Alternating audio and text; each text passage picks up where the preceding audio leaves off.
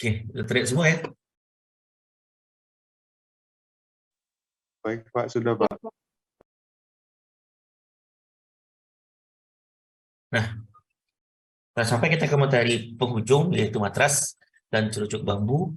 Nah, ini diambil dari slide ini ya.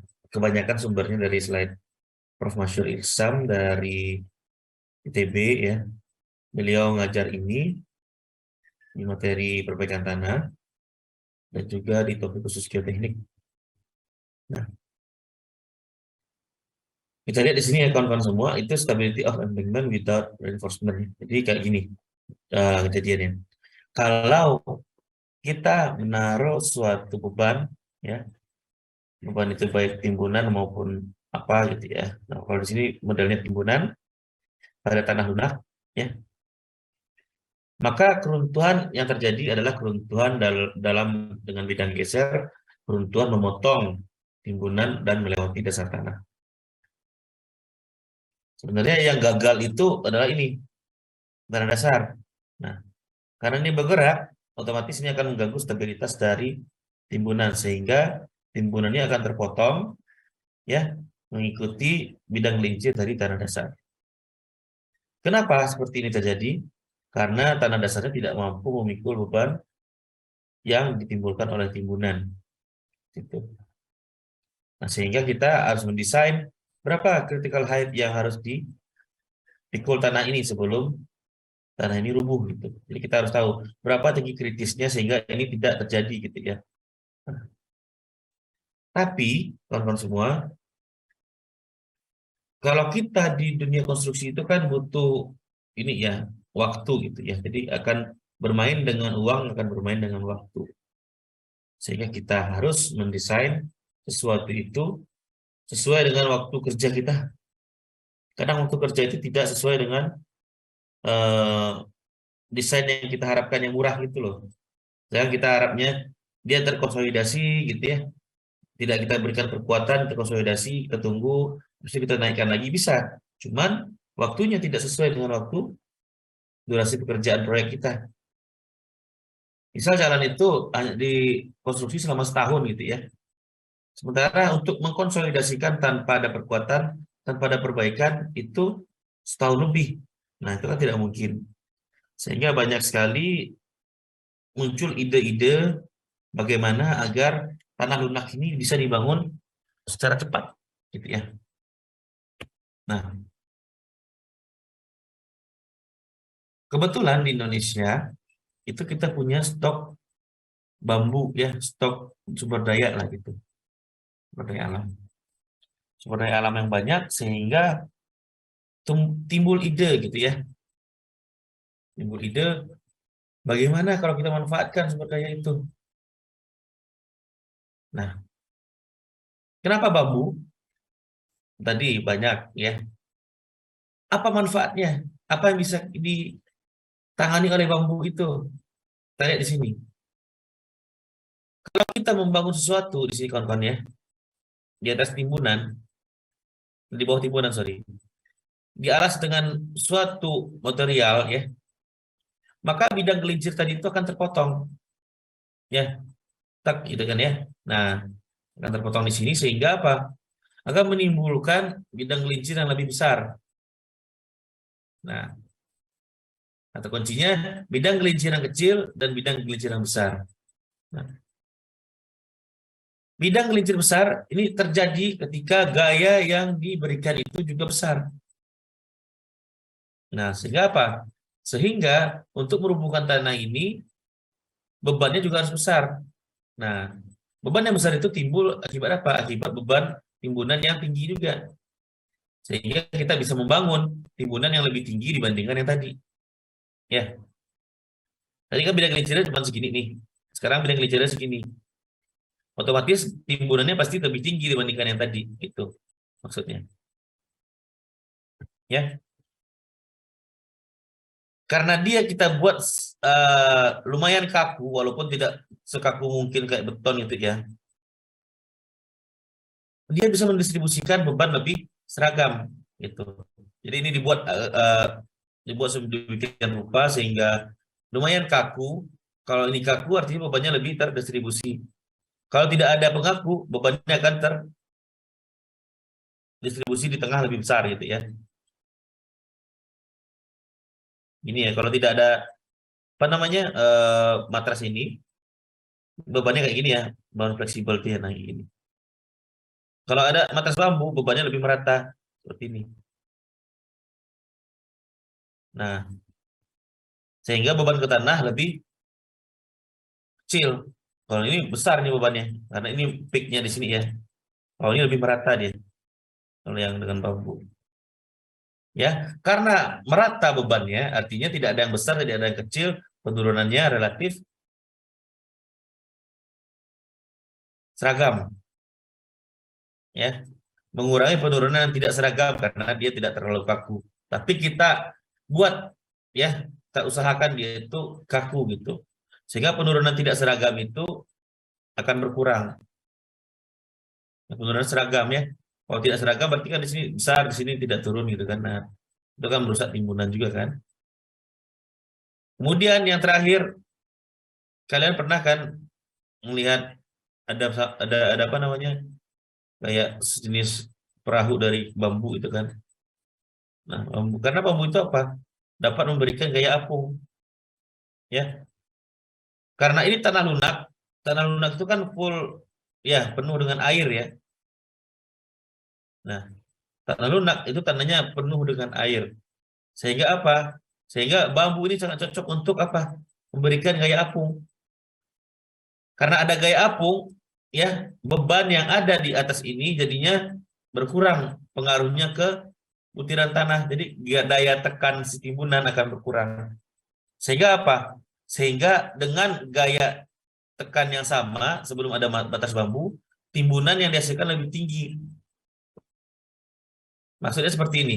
Kalau tidak ada bambu, mungkin timbunan ini akan memberikan beban F timbunan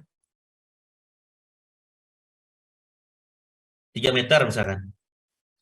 Itu akan memberikan beban 100 kilopascal.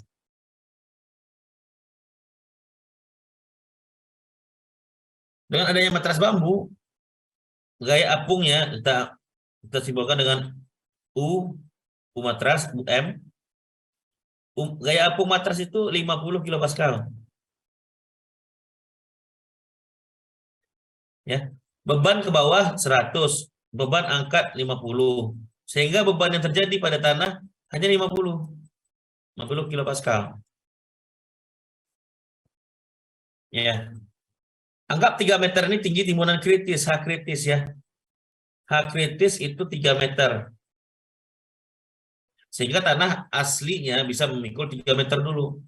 Nah, karena ini gayanya cuma 50 yang terjadi sekarang karena ada matras bambu, bisa kita naikkan lagi.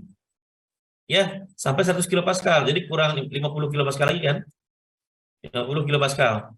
Nah, 3 meter 100 artinya kalau kita sama-sama membebani tanah ini 100, tinggi timbunan bisa menjadi 1,5 kali lebih besar ya. Sekarang 4,5 meter bisa kita bangun langsung. Yang awalnya cuma 3 meter di sini. Karena ada gaya apung. Nah itu. Paham tidak? Ya. Dia punya daya apung yang akan membantu tanah ya menghilangkan beban akibat timbunan ini. 3 meter itu 100 kilopascal. Gaya apung 50 sehingga bebannya sisa 50 ya. Kita anggap linier ya. Kita bisa membebani tanah itu 100. Artinya 50 kilopascal lagi ini setara dengan berapa kali timbunan? Kita lihat di sini, berarti dia setara dengan 1,5 meter tinggi timbunan. Sehingga dengan beban yang sama kita berikan kepada tanah, kita mampu memberikan tinggi timbunan sebesar 4,5 meter. Jadi pekerjaan kalian lebih cepat jadinya jatuhnya. Ya, lebih tinggi yang dihasilkan seperti itu.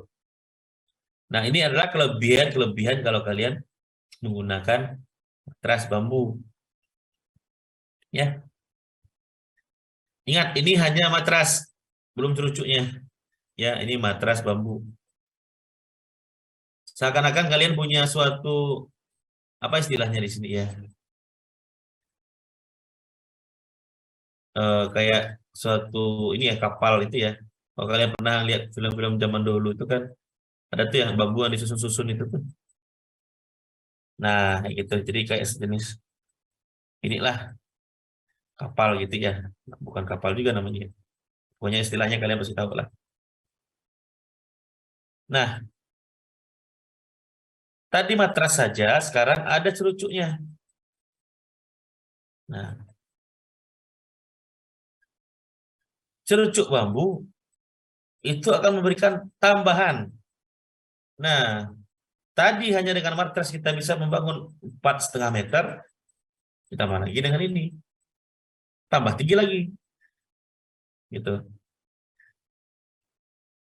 Karena ini seakan-akan memberikan topangan ya, seperti fondasi tiang pancang atau tiang inilah, pokoknya fondasi dalam lah seperti itu ya.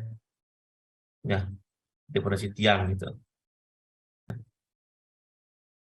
Sehingga dan beban akibat timbunan ini bisa diakomodir lagi lebih banyak. Mana tahu setelah dipasang ini, yang terjadi malah bisa dibangun sampai 6 meter sekaligus tanpa menunggu yang namanya proses konsolidasi. Nah, ide sederhana tapi dampaknya sangat besar. Ya, kita lihat di sini adalah tahap pelaksanaan dari perbaikan tanah dengan menggunakan matras bambu. Tidak susah ya. Mungkin yang susah nanti adalah quality control dari pembuatan matrasnya. Kalau untuk pemasangan seperti biasa ya, cerucuk dulu yang dipasang ini ya. Karena tidak diperlukan alat khusus ya, tanahnya juga yang kita penetrasi dan tanah lunak, sehingga cukup alat sederhana aja eskavator ini ya sebagai alat pancang ya. Ya dengan bantu eskavator ditekan gitu ya. Kalau dengan alat penumbuk pasti patah ini. Makanya dia hanya ditekan. Kalau ditumbuk hancur bambu kalian. Kemudian setelah dipasang cerucuknya ya kayak gini ya. Cerucuknya sudah dipasang nih. Nah, tahap berikutnya adalah pemasangan matras bambunya, alasnya ya. Pemasangan alasnya. Kemudian timbun. Sudah seperti itu aja. Cerucuk dipasang, pasang matras, timbun, selesai.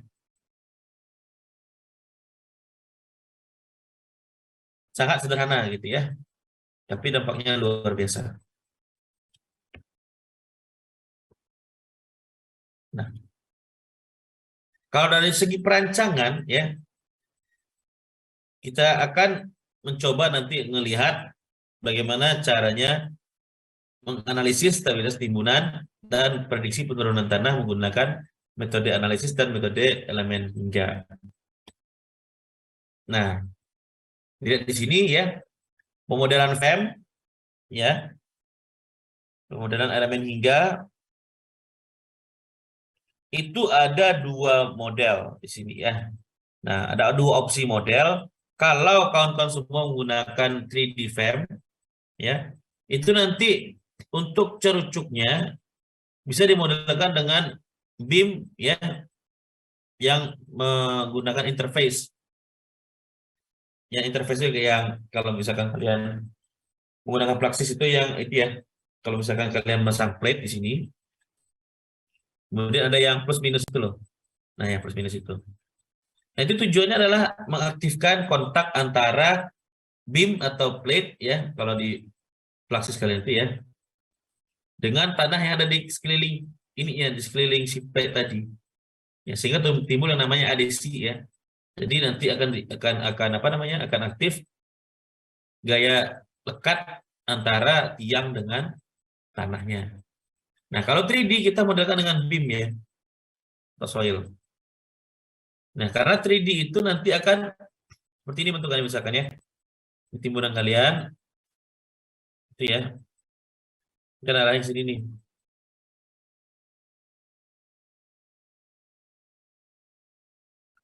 Gitu ya. Nah, dia akan seperti ini bentukannya. Tapi di sini ada jaraknya ya, sejauh mana?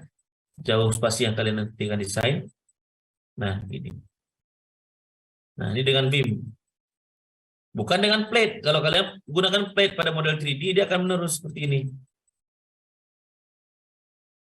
Seperti dinding dia, plate. Nah, oleh karena itu digunakan beam yang mana dia hanya seperti kolom gitu ya. Tep, tep, tep, gitu ada jarak-jaraknya. Ya, kalau plate asumsinya dia adalah dinding, plat gitu ya. Tidak bisa dia per titik, tidak bisa diinput per titik kalau 3D model. Nah, kalau di model FEM, dia itu digunakan sebagai node to node spring, ya, node to node spring. Jadi dia di sini dimodelkan sebagai spring, ya, atau node to node di FEM 2D. Karena FEM 2D node to node itu akan memberikan spasi arah ininya, analisis arah ke sininya gitu ya, arah ke dalamnya gitu. Kalau kalian buka Praxis pasti ada tuh. Kalian ambil node to node, nanti akan ada spasinya berapa. Bukan spasi arah ini ya, kiri kanan ya. Tapi spasinya arah ke dalam. Yang itu tidak dimiliki oleh plate. Bisa dipahami kan kawan?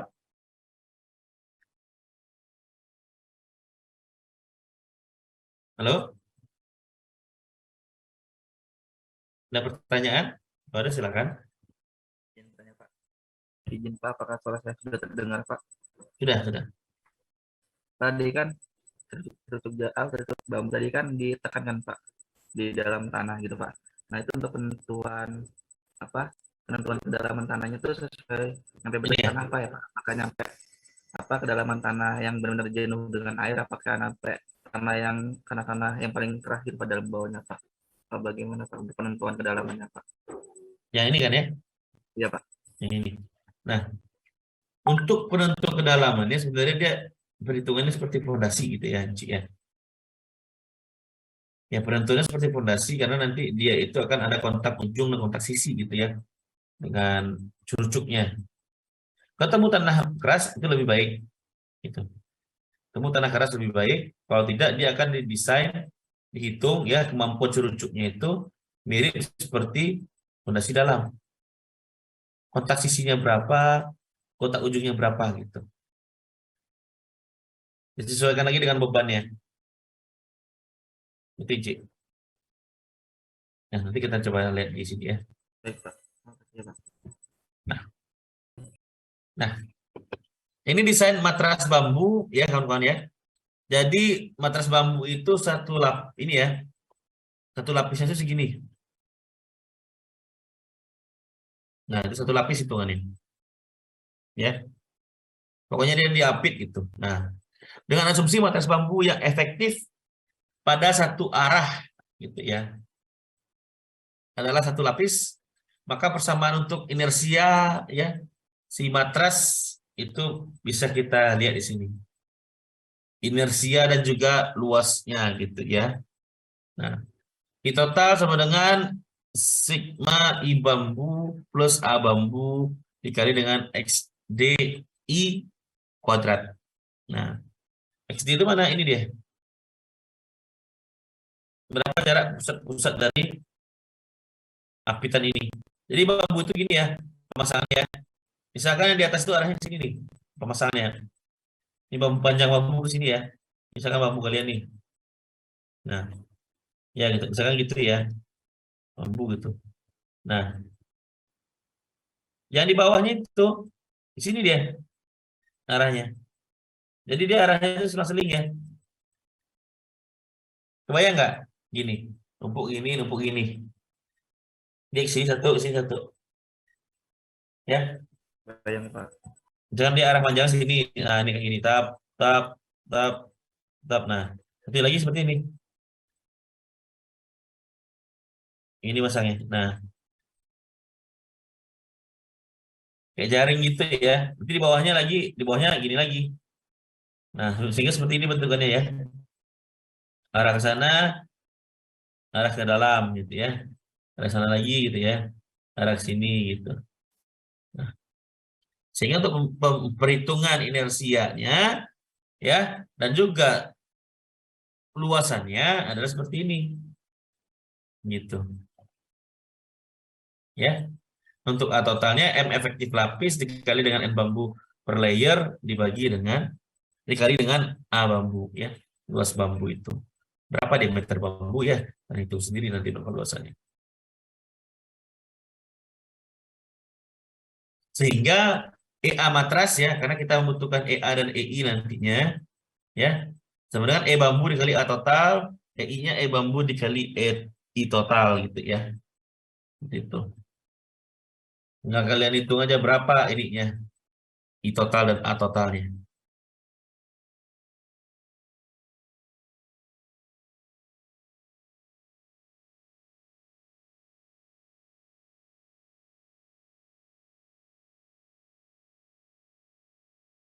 Oke, nah sini juga ada nih. Untuk perhitungan curucuk ya, curucuk yang dimodelkan sebagai equivalent spring ya, di persis itu knot to knot. Dilihat, satu curucuk diameter berapa dia?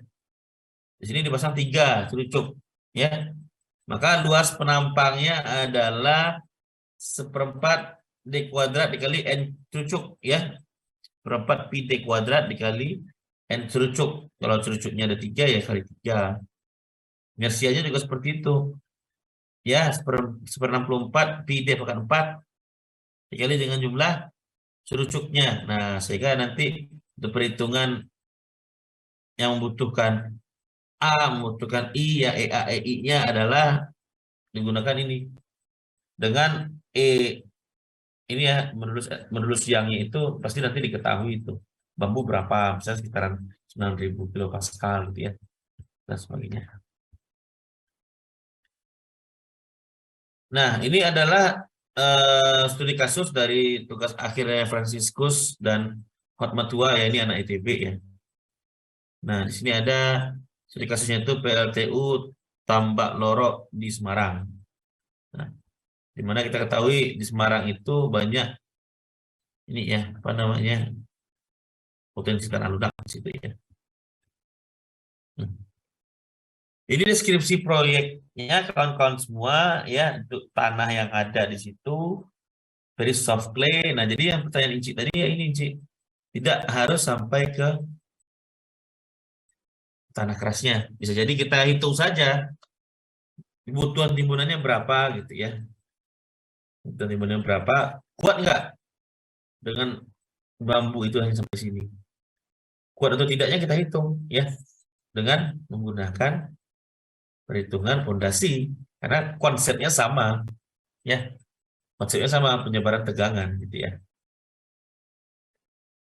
Inilah bentukan dari proyeknya dengan panjang tiang cerucuk 8 meter cuman ya, 8 meter, lebar matrasnya adalah 20,33 meter ya, 20,30 meter. Inilah bentukannya. Kalau nggak salah saya itu ini dari jalan kereta api ya.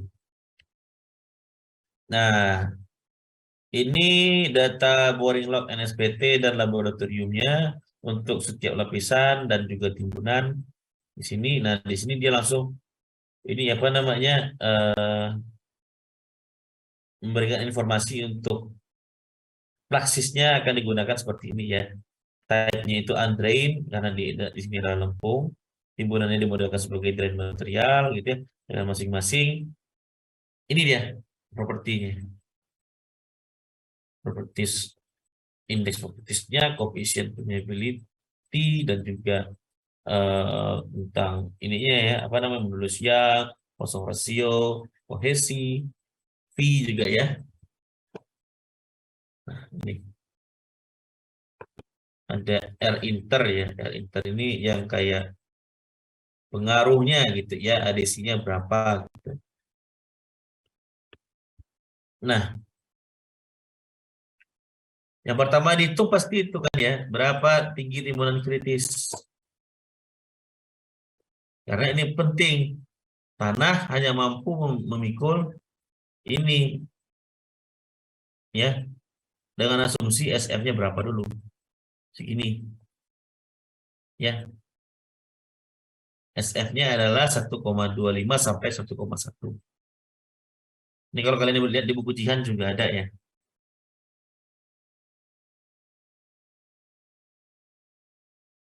Dari mana asal rumusnya? Kalian sudah pelajari kemarin di pertemuan kita di awal ya. Sama saja rumusnya. Dari apa namanya itu? Kesamaan dari dukung terzagi asalnya ya. Nah, ini dia desain matras dan cerucuk bambunya, kawan-kawan semua. Bambu itu diameternya kurang lebih ada 10 gitu ya. 10 cm dengan tebal 1 mili ya. Yang modulusnya itu ada 9.000 megapascal. Wih, besar sekali nih ya. Dengan ini apa namanya? Berat jenisnya itu ringan sekali. Nah, itu dia. Kata kuncinya ringan ya. Ringan dia akan memberikan gaya apung. Karena yang ringan, yang berat jenisnya lebih kecil, biasanya kan itu terapung ya di atas yang lebih besar gitu. Nah, ini propertisnya, inersianya luas, berat ekuivalen, EA/EI dihitung dengan cara yang tadi ya. Kawan semua ya. Nah, ini matras bambu. Ini 1 bambu, ini 3 bambu. Ya.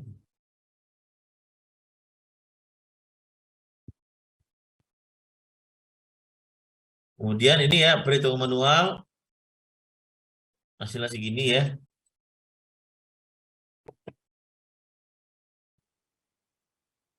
1,17 dan juga 0,23. Ya, very soft clay turun, soft clay-nya turun juga. Maka total penurunan itu adalah ini ya, 1,4 ya. Oke, 1,4. Tinggi timbunan itu 2,5 meter ya.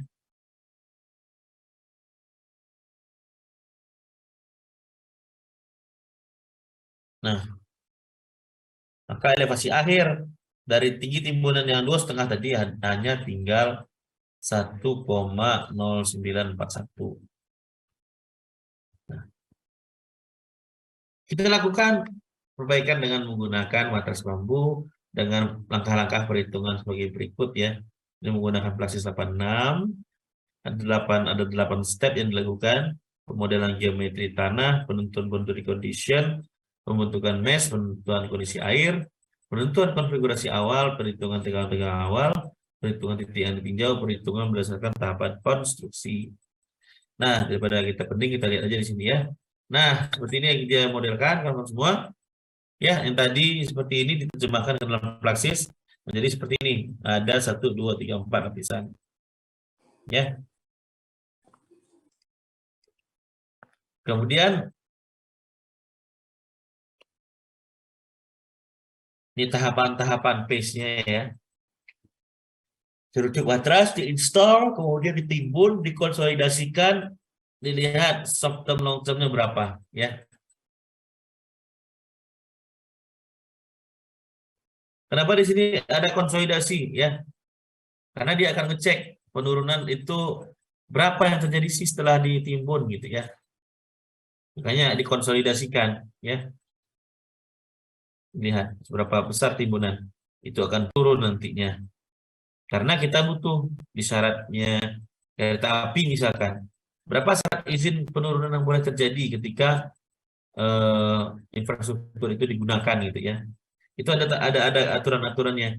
Misalkan jalan tol itu turunnya hanya boleh 10 cm per 10 tahun gitu. Per tahunnya hanya boleh 1 cm. Ya dicek apakah benar setahun itu boleh tuh hanya turun 1 cm gitu ya. Kalau turunnya lebih berarti harus diperkuat lagi tanahnya. Ya bukan tidak boleh turun ya. Memang ada suatu apa namanya bangunan atau apapun itu, pokoknya dia produk konstruksi yang memang tidak boleh turun. Itu ada juga. Biasanya yang ada saluran-saluran pipa-pipa itu ya, itu nggak boleh turun tuh. Nah, kalau yang lain-lain itu boleh diizinkan turun, ya. boleh diizinkan turun. Atau sebenarnya produk konstruksi itu boleh hancur loh. Tapi dengan catatan umur rencananya tercapai. Nah, karena di sini ini untuk hanya umur 50 tahun gitu. Setelah 50 tahun mau hancur mau apa, kalian tidak akan bertanggung jawab karena itu hanya digaransi dalam 50 tahun. Ya, jadi tidak harus memang ada toleransinya gitu. Tidak harus produk konstruksi itu awet sepanjang masa. Kalau awet sepanjang masa syukur. Karena semuanya tergantung budget. Kalau kita ingin yang apa namanya yang seumur hidup aman gitu ya. Ya, biaya pasti akan lebih besar. Hanya juga ada konsep umur rencana. Nah, ini penurunan awal pemasangan cerucuk bambu itu sudah turun ya pada saat di pasang cerucuk itu ada turun sekitar 5 kali 10⁻³ gitu. Kemudian dipasang cerucuk gitu ya. Dipasang matrasnya. Cerucuk dipasang matras turunnya 5,38 kali 10⁻³ ya, kecil lah ya karena dia memang belum dibebani. Nah, ketika dia diberikan beban turun, lihat konsentrasi pembebanan itu besar di mana nih? Di matras ini dan juga di ujung dari cerucuk itu ya. Setelah ditimbun turun 11 cm. Bayangkan ya, tadi 1 meter, sekarang 11 cm. Signifikan ya perbedaannya ya. 10 kali lebih kecil dari tanpa perkuatan sama sekali. Nah, setelah dikonsolidasi ya 100% itu hanya turun 15 cm. Nah, dari sini kita bisa lihat efektif sekali. Kalau yang tadi, yang ini, yang apa namanya? Ini tanpa konsolidasi loh. Ini hanya setelah dipasang PVD, dipasang ini timbunan, dia turun seperti ini. 1,4 meter. Kalau dikonsolidasi lebih ini lagi mungkin ya. Turunnya lebih besar lagi gitu. Makanya ini ide sederhana tapi apa namanya? Manfaatnya sangat besar itu ya. Nah, ini hanya melihatkan penurunannya ya. Di sini kita tidak tahu mana titik A, titik B juga kita tidak tahu di sini. Nah, ini yang terjadi ya. Tuh.